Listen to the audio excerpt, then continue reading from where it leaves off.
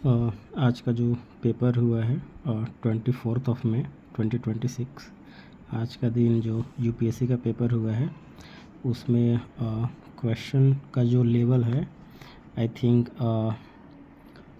Moderate to difficult की तरफ है, डिफ़िकल्ट है। क्योंकि मैं ये नहीं बोलूँगा कि easy to moderate, but moderate to difficult है। क्योंकि क्वेश्चन का जो पैटर्न है वो भी चेंजेस है। यूपीएससी ने फिर से पैटर्न चेंज किया है इस बार।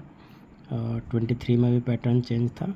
23 में भी टोटल जो पेज होता था वो 22 पेजेस का क्वेश्चन आते थे, लेकिन इस बार जो एग्ज़ाम हुआ है वो 26 पेज का है।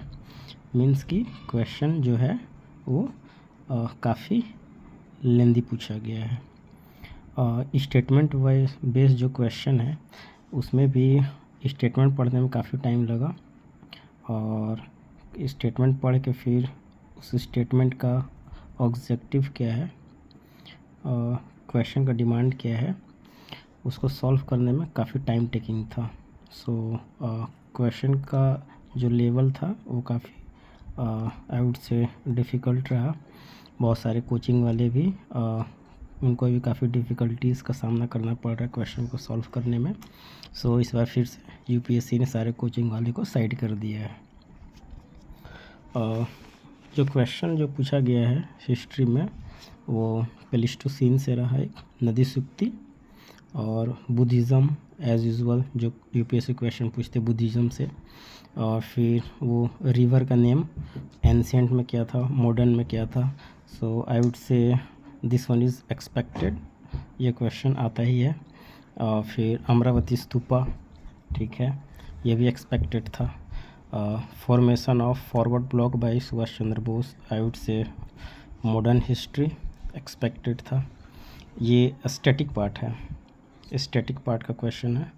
ब्रिटिश पॉलिसी अवध का आफ्टर एनेक्सेशन 1856 का, आई वुड से ये भी स्टैटिक पार्ट का ही है। जिसने बिपिन चंद्रा पढ़ा होगा या फिर स्पेक्ट्रम पढ़ा होगा राजीव अहिर का, सो ये क्वेश्चन तो हो गया होगा। फिर मोंटेगू चेम्सफोर्ड एक्सपेक्टेड था। फिर क्षेत्रपत्नी, ये मिस्ट्रीज ऑफ फील्ड, ये जो क्वेश्चन है इसमें जो चैट जीपीटी है, जैसे गूगल जेमिनी हो गया, अलग अलग इसका जो जितने भी एआई हैं उनका जो आंसर है वो भी अलग अलग है। सो काफ़ी डिफ़िकल्टीज़ वाला क्वेश्चन है।